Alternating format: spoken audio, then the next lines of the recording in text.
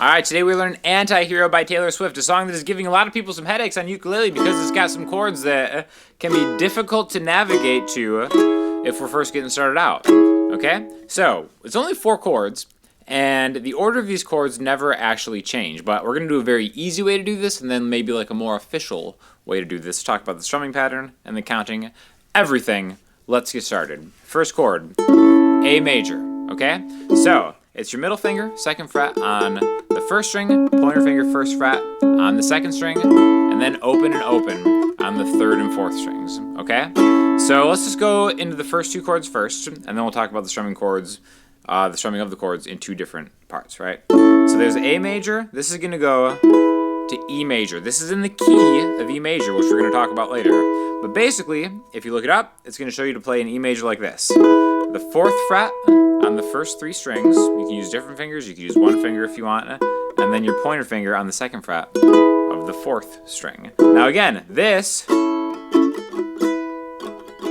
can be like a quick thing to do, right? It's not the easiest thing in the world. All right, so there's an easier way to do this, which we're going to talk about right after we talk about the count, okay? The count is 3 beats on the first chord and 5 beats on the second chord. This doesn't change like the time signature. It's still in 4/4 time, but we're switching chords after 3 beats. Okay, so 1, 2, 3, 1, 2, 3, 4, 5. All right. Now, if you added a strumming pattern, you could just go all downstrokes. 1, 2, 3, 1, 2, 3, 4, 5. Right, and then go to the next chords. B major, C sharp minor. Real quick before we get to the easy versions of all this, B major is 4, 3, 2, 2. And then C sharp minor is 6, 4, 4, 4. Okay? So, we'll do the full version after this, but I want to do the easy version first. Best way to do this if you're struggling with some of these chords is to just focus on the 1st and 2nd strings. Okay? Now, I'm just going to play the whole chord progression just like that. 1, 2, 3, 1, 2, 3, 4, 5, 1, 2, 3, 1, 2, 3, 4, 5, 1, 2, 3, 1, 2, 4, 5, 1, 2, 3, 1, 2, 3, 4, 5. I've simplified the chords to just these first 2 strings, okay? And that might be a good gateway into getting your fingers into a better position to move through the song. So when we start with an A major, this is going to be exactly the same. It's just my middle finger and my pointer finger are on the 2nd fret and the 1st fret respectively. But now I'm using my thumb and my pointer finger just to either kind of like pinch these 1, 2, 3, 1, 2, 3, 4, 5 to get me into the next position, the 4th fret, on those same 2 strings, okay? So by doing it like this, it guarantees that I'm only going to hit these strings that I'm going for, right? I'm not going to get open strings kind of messing up the sound. Another way to do it, if you just want to strum with your thumb, you can actually rest your pointer finger and your middle finger underneath the highest 2 strings, and then just play it like this. And that way you're touching these so they're not going to vibrate when you hit them and, ring out. But basically we're simplifying it to go A major, E major, again just 4 and 4, and then after this, we're just going to replace the 4th fret on the 2nd string with the 3rd fret to make a B major chord, right? Which is going to be indicative of a larger B major chord when we do it like the real way. And then we're going to move this down 2 frets to get 6 and 4 to make a C sharp minor. Okay, so this is an easy kind of gateway version into the fuller. Okay? I'm not going to be mad at you. You can do either one, right? But I think it's really helpful to just see how you can make these little smaller versions that are totally movable. What I mean by movable is this is an A major chord, representative of an A major chord, right? My middle finger is on the G string 2nd fret, so G, G sharp, A, making this note the root note of the chord, and then this next note is actually going to be the major 3rd of a chord. So whatever the name of this note is on the 1st string, again, this happens to be an A, after this would be A sharp, this would be A sharp major, B major, which we play later in the song, C major. Again, a lot of people play the C major like this, but this is just as good. C sharp major, D major, D sharp major, E major, F sharp, G, so on and so forth, right? So movable shapes are something you're going to want to have under your belt, all right? But after this, we go to another major chord, right? Well, you just said, oh, I thought this was a major chord. Well, now this is going to be a different voicing, right? Where maybe the root note now is not on the G string, it's on the C string, right? 4th fret. C, C sharp, D, D sharp, E. So now my root note is actually on the 2nd string, right? And again, these aren't full chords, so don't get it twisted. I still want you to do this one if you can, but a great way to start is going like this. And then remember, do that 3 and 5 count. 1, 2, 3, 1, 2, 3, 4, 5. 1, 2, 3, 1, 2, 3, 4, 5. All right? So after we change that E to a B, we're going to go to the C sharp minor, which how fancy are you? You know a C sharp minor chord. Amazing, right? Congratulations. Essentially, here's the C sharp, right? 6th fret on the 1st string. This would be C sharp major, flattening that note. Flattening the 3rd is what we would call it in music theory terms. Makes it go from major to minor, okay? And then the full version would just be to bar everything. So, C sharp minor, a movable shape just like before. C sharp minor, D sharp minor, so on and so forth, all right? So, 1, 2, 3, 1, 2, 3, 4, 5. B, 2, 3, 1, 2, 3, 4, 5. 1, 2, 3, 1, 2, 3, 4, 5. 1, 2, 3, 1, 2, 3, 4, 5. 1, 2, 3, 1, 2, 3, 4, 5. 1, 2, 3, 1, 2, 3, 4, 5. So that's a way that you can start right away. Anybody can play those 2 notes together because we're just taking 2 notes that are easier to reach than playing the full chords. But now let's talk about the full chords because then we can get the whole ukulele strumming magic into it, all right? So we already did that A major. Now this is the tricky part. Okay, so A major to E major.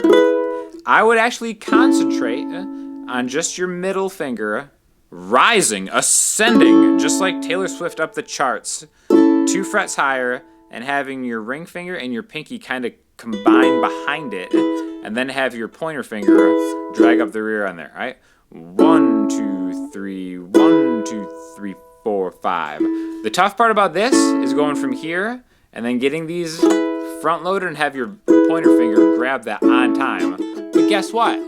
It doesn't even have to be there. You can play this chord just 4, 4, and 4, and then usually by the time you're strumming it, if you get the open high string, it's not the worst thing in the world. Your pointer finger will eventually join the party on time, right? So, 1, 2, 3, 1, 2, 3, 4, 5, right? What I just did there, I played the 1 count on that E major chord without my pointer finger, and by the time I got to the 2 count, it's ready. 1, 2, 3, 1, 2, 3, 4, 5. All right? The great thing about the next chord, that B major, is your pointer finger's already where it needs to be, barring the 2nd fret on the 3rd and 4th strings. And then we add that major chord to it. So now it's 4, 3, 2, 2. 1, 2, 3, slide it 2 frets higher, and then just lose your middle finger to make it 6, 4, 4, to make it a full C sharp minor chord. Now again, that's still kind of tough if you're just getting started to bar 3 down. What I recommend doing is thinking about where your thumb is and pinching through the ukulele fretboard where your pointer finger is. See how my thumb and my pointer finger are now combining to pinch? And usually I'll get a better sound like that. Sometimes you can even have your middle finger pile on to double up. In fact, you could just play the chord like this. Negligible difference getting 2 of that same note in there, right? So, 1, 2, 3, 1, 2, 3, 4, 5, 1, 2, 3, 1, 2, 3, 4, 5.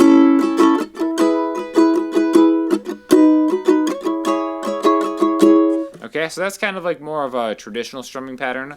1, 2, and 3, and like that, right? So down, down, up, down, up.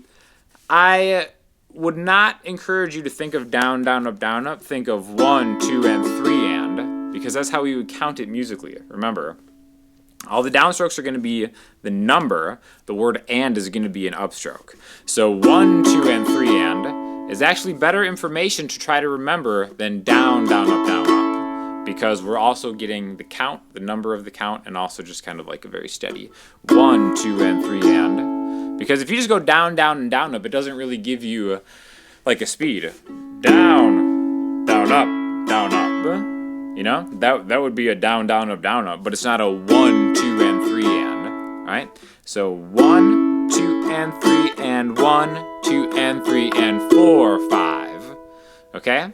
Now you can play it 4 and 4, but in the song, the synth bass line moves 3 counts, then 5 counts. So 1, 2, and 3, and 1, 2, and 3, and 4, 5, B, 2, and 3, and C sharp minor.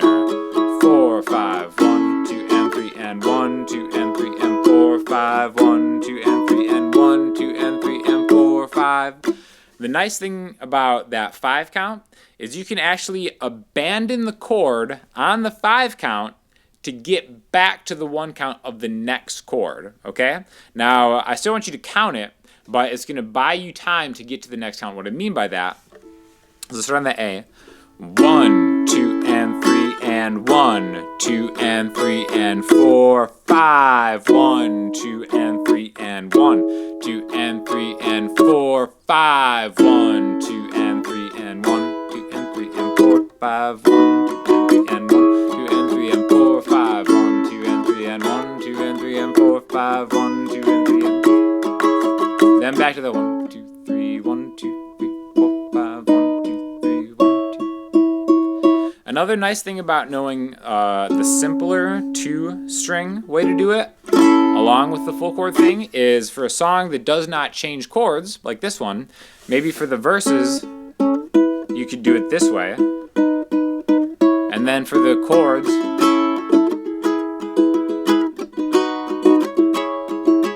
it kind of adds a little bit of a dynamic performance on the ukulele, which who would have thought you can get so much different sound out of one of these ukuleles. So again, that's the whole song. Great song.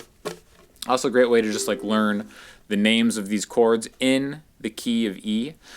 One great thing that you should know is to number these chords, because you'll find these chords come up in the same key, maybe in different orders, okay? So in the key of E, there are just 7 notes. In any key, all of the notes will be represented by a letter of the alphabet. Maybe some will have sharps and flats, but basically they're going to go in the order of the alphabet. So if we're in the key of E, there's going to be E is the 1, then there's going to be an F and a G and an A and a B and a C and a D, and then back to E. Again, sometimes there'll be sharps, but it's going to go in order. So if we were to number these chords, it would start with an A, E, F, G, A. It's the 4 chord to the 1 chord, remember is 1, and then what's B?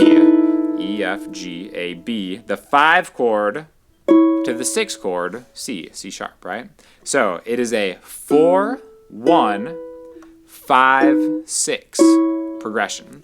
Why that's really important is because you can transpose into a different key for something that might be better for your voice, right? Like, let's say if this is a little high to sing, like for me, a guy trying to sing a Taylor Swift range, not going to cut it.